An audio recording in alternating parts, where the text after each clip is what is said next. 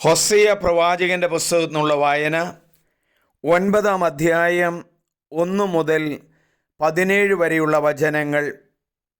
ഇസ്രായേലിനു ശിക്ഷ. ഇസ്രായേൽ, നീ സന്തോഷിക്കേണ്ട, ജനതകളെപ്പോലെ ആഹ്ലാദിക്കേണ്ട. നീ നിൻ്റെ ദൈവത്തെ പരിത്യജിച്ച് പരസംഗത്തിലേർപ്പെട്ടു. എല്ലാ മെതിക്കളത്തിലും നീ വേശ്യാവേദനം അഭിലഷിച്ചു. മെതിക്കളവും മുന്തിരിച്ചക്കും അവരെ പോറ്റുകയില്ല, അവർക്ക് പുതുവീഞ്ഞ് ലഭിക്കുകയില്ല. അവർ കർത്താവിൻ്റെ ദേശത്ത് വസിക്കുകയില്ല. എഫ്രായിം ഈജിപ്തിലേക്ക് മടങ്ങും. അസീറിയയിൽ വച്ച് അവർ അശുദ്ധ ഭക്ഷണം കഴിക്കും. അവർ കർത്താവിന് വീഞ്ഞ് നൈവേദ്യമായി ഒഴിക്കുകയില്ല. തങ്ങളുടെ ബലികൾ കൊണ്ട് അവിടത്തെ പ്രസാദിപ്പിക്കുകയുമില്ല. അവരുടെ ആഹാരം വിലാപകരുടേതുപോലെയായിരിക്കും. അത് ഭക്ഷിക്കുന്നവരെല്ലാവരും മലീനരാക്കപ്പെടും. അവരുടെ ആഹാരം വിശപ്പടക്കാൻ മാത്രമേ ഉണ്ടാവൂ. അത് കർത്താവിൻ്റെ ഭവനത്തിൽ അർപ്പിക്കപ്പെടുകയില്ല.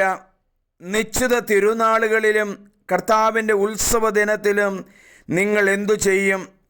നാശത്തിൽ നിന്ന് അവർ ഓടി അകലുന്നു. ഈജിപ്ത് അവരെ ഒരുമിച്ച് കൂട്ടും. മെമ്പീസ് അവരെ സംസ്കരിക്കും.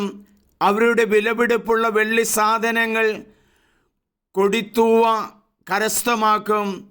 അവരുടെ കൂടാരങ്ങളിൽ മുൾച്ചെടികൾ വളരും. ശിക്ഷയുടെ ദിനങ്ങൾ വന്നു കഴിഞ്ഞു. പ്രതികാരത്തിൻ്റെ ദിനങ്ങൾ ആഗതമായി. ഇസ്രായേൽ അത് സംഭവിച്ചറിയും.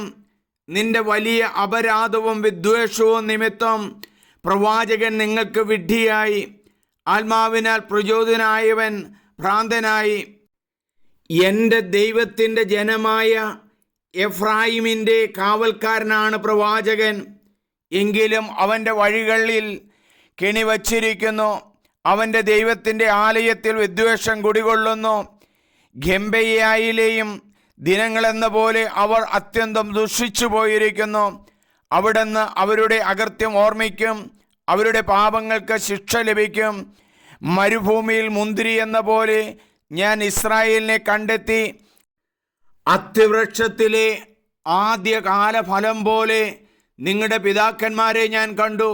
എന്നാൽ ബാൽപെയോറിൽ എത്തിച്ചപ്പോൾ അവർ തങ്ങളെ തന്നെ ബാലിന് പ്രതിഷ്ഠിച്ചു. അവർ സ്നേഹിച്ച വസ്തുവിനെ പോലെ അവരും മ്ലേച്ഛരായി തീർന്നു. എഫ്രിയാമിൻ്റെ മഹത്വം പക്ഷി പോലെ പറന്നകലും. അവിടെ ജനമോ ഗർഭധാരണമോ ഉണ്ടാവുകയില്ല.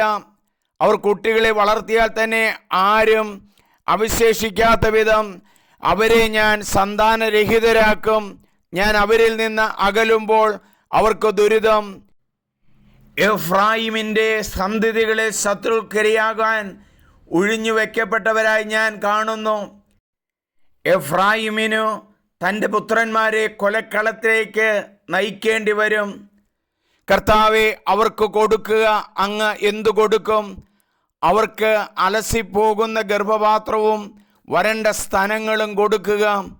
അവരുടെ അകൃത്യങ്ങളെല്ലാം ഗിൽഗാലിൽ ആരംഭിച്ചു. അവിടെ വെച്ച് ഞാൻ അവരെ വെറുക്കാൻ തുടങ്ങി.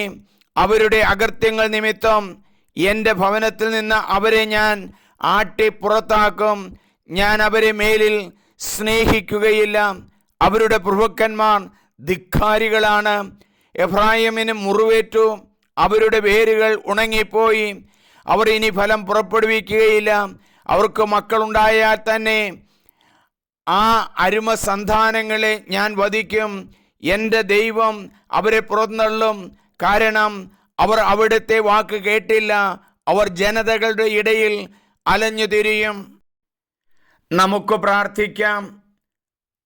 ഹോസേയ പ്രവാചകനിലൂടെ ഞങ്ങൾക്ക് വെളിപ്പെടുത്തി തരുന്ന ഓരോ കാര്യങ്ങളും മനസ്സിലാക്കുവാനും അന്നിൻ്റെ ചിന്തകളല്ല ഇന്നിൻ്റെ വിചാരങ്ങളും വികാരങ്ങളും ജീവനുമാണെന്ന് ഞങ്ങൾ മനസ്സിലാക്കുന്നു.